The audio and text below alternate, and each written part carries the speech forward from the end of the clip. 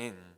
오늘 저희가 함께 묵상할 말씀은 출애굽기 9장 13절부터 21절까지의 말씀입니다. 우리 일곱 번째 재앙 우박에 대한 그 재앙에 대한 내용들을 보게 될 텐데요. 여러분, 더 중요한 것은 재앙의 내용들이 아니라 그 재앙을 내리시는 그 하나님의 메시지, 그 하나님이 어떤 분이신지를 깨닫는 것입니다. 그래서 재앙만 외우시고 거기에 대한 메시지나 내용들은 잊어버리시는 분들이 간혹 계신데, 그 더 중요한 것은 그것을 하시는 하나님, 그를 통해 이루시는 메시지, 그것을 깨닫는 시간 되길 원합니다. 제가 먼저 13절을 읽겠습니다. 주께서 모세에게 말씀하셨다. 너는 아침에 일찍이 일어나서 바로 앞에 나서서 이렇게 말하여라. 히브리 사람의 주 하나님이 이렇게 말씀하신다.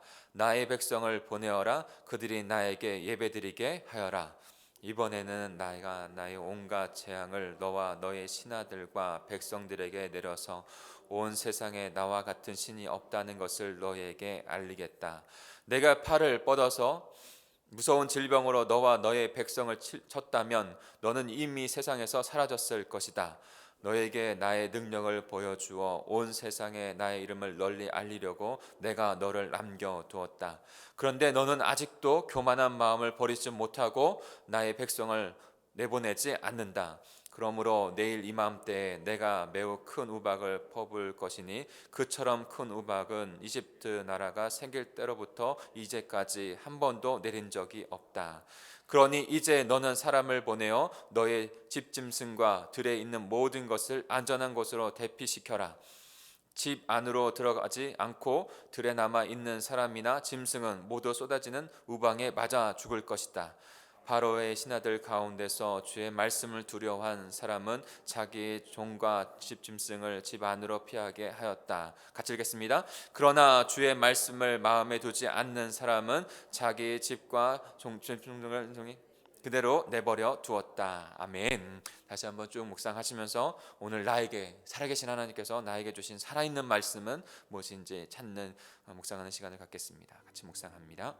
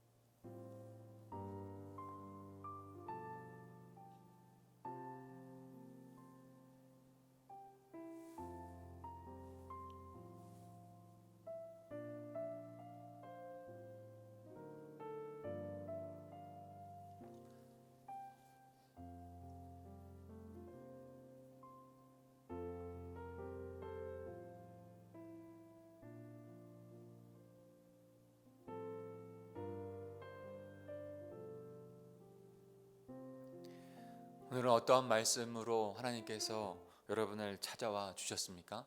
그 말씀이 오늘 우리의 삶을 하나님의 은혜 안에 살아가게 할 줄 믿습니다. 비전신앙을 좀 먼저 볼까요?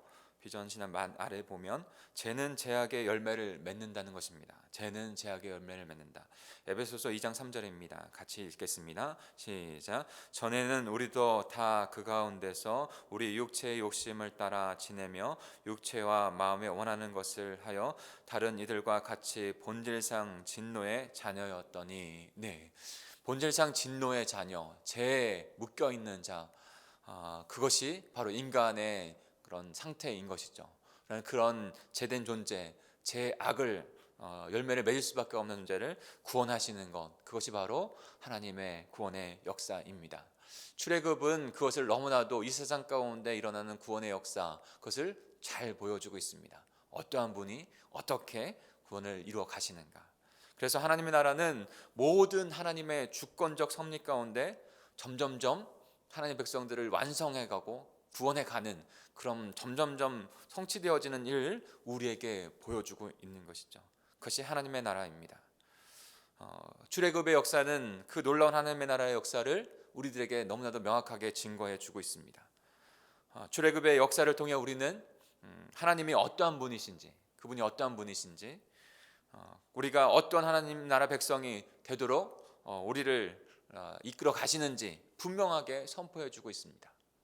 그 하나님을 만나야 하고 그 하나님께서 요구하시는 그 요구를 우리는 분명히 알아야 돼요. 하나님을 아는 지식, 하나님께서 요구하는 지식을 분명히 깨닫고 그것에 반응하여 살아가는 자, 그것이 하나님의 백성인 것이죠. 그리고 그 살아계신 하나님을 향한, 그래서 그 살아계신 하나님을 향한 믿음, 그것을 믿음이라고 하는 것입니다. 그 하나님을 알고 어떤 분이시니 그분을 믿고 그분이 원하시는, 요구하시는 그 방향대로 서기를 소망하는 자, 그것을 바로 믿음을 소유한 자, 그 믿음을 소유한 자로 우리를 세우시는 하나님, 우리는 그분을 깨달을 수 있고 반응하여 나갈 수 있는 것입니다. 오늘도 7번째 그 우박의 재앙의 그 내용들을 보면서 하나님께서 어떤 분이신지, 또 어떻게 우리를 요청하고 계시는지, 우리에게 요청하고 계신지 그것을 깨닫는 귀한 시간 되기를 소망합니다. 아까 서두에도 말씀드렸지만 우박의 내용들이 더 중요한 것이 아닙니다. 그 우박이 아니라 재앙을 내리시는 그분이 중요한 것이 아니라, 재앙이 중요한 것이 아니라 더 중요한 것은 그 재앙을 내리시는 하나님, 그리고 그분이 어떠한 분이신지 그것을 통해서 우리에게 주시는 메시지, 그것을 깨닫는 것이 중요한 것이죠. 13절을 같이 한번 읽어볼까요? 13절입니다. 시작. 주께서 모세에게 말씀하셨다. 너는 아침에 일찍이 일어나서 바로 앞에 나서서 이렇게 말하여라. 히브리 사람의 주 하나님이 이렇게 말씀하신다. 나의 백성을 보내어라. 그들이 나에게 예배드리게 하여라. 아멘. 본문의 말씀, 하나님 말씀 그대로이고요. 그 다음에 설교는 그 본문의 말씀에 근거해서 그 본문의 핵심을, 그리고 설교자에게 주신 그 말씀을 풀어서 설명하는 것이 설교입니다. 그래서 조금 더 완전히 본문만 읽는 게 설교는 아니라고 설교학자들은 말을 하고 있어요. 근데 본문에 근거해서 본문의 중심 메시지를 가지고 하나님께서 주신 그 감동을 가지고 설교자가 나누는 것. 그래서 참 묵상하는 것이 설교자에게 참 중요합니다. 그래서 다른 것을 그대로 설교하는 건 그것에는 능력이 사실 별로 나타나지 않아요. 다른 설교 본문을 가지고 자기가 묵상하고 깨달은 것. 그런데 성도들도 삶 가운데 마찬가지라는 것이죠. 분명히 자기가 묵상한 것, 설교의 말씀을 듣는 것도 거기에서 깨닫는 것 중요하지만 자신이 묵상해 자기의 말씀을 깨닫고 그것을 나누는 것, 그것이 참 중요하다는 것입니다. 오늘 저에게 이 13절의 말씀 가운데 함께 나누고 싶은 것은 이 반복이잖아요. 지금 13절의 내용이 그 재앙을 내릴 때마다 지금 반복되는 말씀이에요. 이 반복되는 말씀 가운데 우리에게 주시는 메시지는, 강력한 메시지는 무엇입니까? 제가 좀 이 13절에서 두 가지를 좀 간단하게 좀 나누고 싶은 것은 아침에 일찍이 일어나서라는 거예요. 아침에 일찍이 일어나서. 오늘 나누고 싶은 말씀 중에 하나는 하나님께서는 하나님의 나라, 하나님의 백성을 회복하시는 데 있어서 게으르지 않습니다. 부지런하십니다. 성실하십니다. 바로에게 일찍이 나가라고 하는 모세를 했을 때 모세 혼자 보냈을까? 언제 함께 하신다고 했어요. 졸지도 아니하시고 주무시지도 아니하시는 그분께서 언제나 성실하게 부지런하게 하나님의 백성 하나님의 나라를 이루어 가고 계시다는 거예요. 구원해 가고 계시다는 거예요. 또 하나, 하나님 나의 백성을 보내어라, 그들이 나에게 예배 드리게 하여라라고 말씀하고 있죠. 이것을 끊임없이 말씀하십니다. 10가지 재앙 아니면 그 전에도 바로에게 나가는 그때부터 해서 마지막까지 계속해서 반복 어구가처럼 계속적으로 하시죠. 여러분, 여기를 통해서 저에게 주신 말씀은, 그리고 또 같이 나누고 싶은 것은, 절대로 포기하지 아니하시고 반복과 지속으로 하나님의 나라를 이루어 가시는 분이라는 거예요. 하나님의 백성을 이루어 가시는 분이라는 거예요. 여러분, 우리의 자녀나 우리가 삶이 변화되어지는 것은 어디서 변화되어집니까? 물론 한 대 맞아서 삶이 팍 통들째 변하는 그런 때가 있죠. 그것은 분명히 신앙으로 말하면 거듭남의 중생의 그 경험이죠. 그러나 인생이 그 경험 가운데 충분한 어떤 그 변화의 기점 되죠. 그러나 그것이 반복적으로 변화의 삶을 지속적으로 가져야 합니다. 하나님 나라 백성이 되기 위해서 포기하지 않고 반복과 지속을 본인이 스스로 하세요. 스스로 절대 놓치지 않겠다고, 그리고 강조하면서 반복하면서 지속하면서 하나님의 백성들을 구원하시고 또 만들어 가시는 것이죠. 생명의 은혜로 우리가 구원받은 줄 믿습니다. 그 생명의 은혜의 복된 삶으로 나아가기 위해서 그 성실한 하나님께서 성실하게 우리를 구원해 가고 계세요. 우리 또한도 성실하고 부지런히 주님 앞에 나아가야 합니다. 그리고 반복과 지속적으로 그 신앙의 모습들을 가지고 주님 나라로 세워져 가야 해요. 그것이 우리에게 부르신 모습이에요. 하나님이 그렇게 하고 계세요. 어저께 저희 학부 때 같이 만났던 동기들을 만났어요. 동기들을 만나서 여러 가지 이야기한 가운데 재미있는 주제를 갖고 이야기했는데, 새벽 예배를 이렇게 하는 것이 좋은가 안 좋은가 이렇게 얘기를 나눴어요. 새벽에 그렇게 해서 너무 힘들다. 사역자들도 힘들고 성도들도 힘들다. 바쁜 세상 가운데 그렇게 하는 게 쉽지 않다. 그러니까 좀 더 이렇게 믹스해서 때로는 좀 쉬기도 하고 또 그렇게 해야 되는 것이 맞지 않느냐. 그리고 또 뭐 이렇게 조금 완화해서 운영하는 게 맞지 않냐, 이런 생각들을 나누었어요. 근데 또 한쪽은 정말로 중심이 주님 앞에 있다면, 주님 앞에 있다면 아니라 중심을 주님 앞에 두는 삶의 그런 패턴으로 가기 위해서 놓치지 말아야 될 것이 있는데, 그것이 바로 기도와 말씀, 예배라는 것이죠. 근데 그것이 꼭 새벽에만 돼야 되냐, 이런 이야기를 또 하긴 하더라고요. 물론 저녁에도 할 수 있죠. 그러나 우리가 시작할 때 교회 전통 가운데 일어나는 이 새벽 예배가 너무나 중요한 것이죠. 하루의 말씀을 삶으로 반복해서 지속적으로. 그러나 이제는 초점은 그렇게 해서 우리가 헌신해서 축복을 받는다, 이런 기복적인 것이 아니라 내가 주님의 말씀대로 살아가려고 하는 그런 마음으로 하루하루 말씀을 묵상하고 그 말씀으로 살아간다고 하는 그런 갈망 가운데 말씀기 새벽 예배를 주님 앞에 드리면서 나가는, 이 목적이 조금 달라지는 것이죠. 그러면 주님께서 우리와 함께 하시고 승리하시게 한다는 그런 삶으로 나아가려 하는 거예요. 말씀 가운데 정말 제가 함께 나누고 싶은 것은 중심을 더 하나님 앞에, 그리고 우리의 삶의 패턴도 주님의 인도하시는 그 패턴으로 더욱더 애써 힘써 나아가는 것이 더 중요하지 않을까. 하나님께서 그렇게 가고 계시니까요. 부지런히 지속해서 반복해서 하나님의 나라 이루어 가시는, 우리를 그렇게 만지시는 주님을 바라보실 수 있기를 소망합니다. 우리 15절을 같이 읽어볼까요? 좀 다른 얘기가 많았네요. 15절입니다. 같이 읽겠습니다. 시작. 내가 팔을 뻗어서 무서운 질병으로 너와 너의 백성을 쳤다면 너는 이미 세상에 사라졌을 것이다. 네. 하나님께서 또 하나의 믿음을 갖게 하시는데, 그것은 뭐냐면 하나님께서 참으심을 통해서 자신이 어떤 존재를 나타내신다는 거예요.